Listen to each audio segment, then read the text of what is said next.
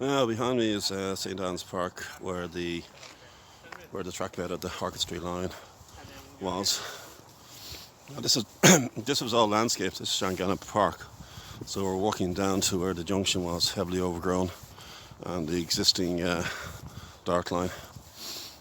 So, as I said, they would have been two lines. The 1877 line, which we're heading down to this bridge here over the line, and that would have been on the left, going down to the coast, and then the 1915 line would have been around here.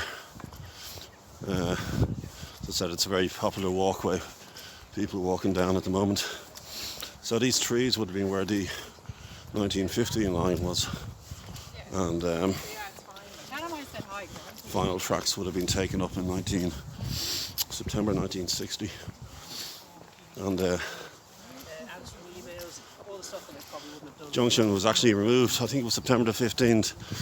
James O'D collection is quite revealing. It documents, as I said, the line on closure day and the aftermath of taking the line up. So where this green hut is where the junction was, and some history and heritage here. I just want to have a look to see if they mention the line. Oh, they do.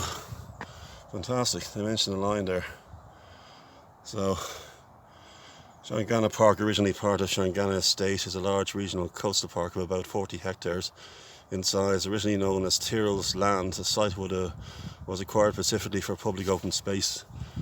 Coastal erosion at the eastern boundary of the park has always caused many problems and resulted in the relocation of the line in 1915. So, doesn't mention the closure of the line, I don't think. Just mentions the Roberts family originally acquired the land called Shanganagh Estate in the early 18th century. Louis Roberts was awarded a gold medal from the Royal Dublin Society for planting 38,000 trees on the site. So it's quite extensive from Old Connaught to Shanganagh Castle. Now,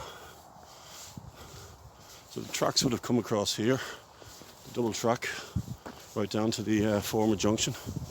Just climbing this bridge now, it's quite steep, up to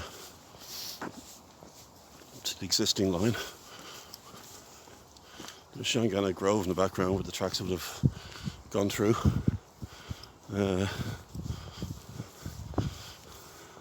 So yeah, it would have been, if history had been rewritten differently, probably would have been possibly a park and ride here, and it would have been a station easily, and giving people the option of going to Lunleary from, say, Carrickmines. In the distance there's the coastal line, and remnants of that. I'll do some features on that in due course. But here we have what was the junction, and overgrown track bed, Greyhead in the background.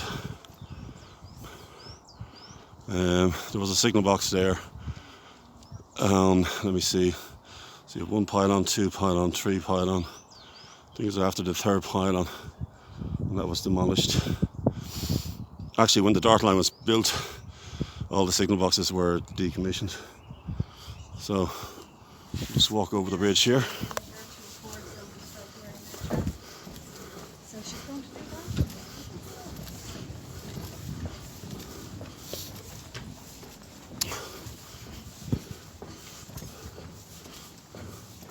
Unfortunately, I got a good day for doing this.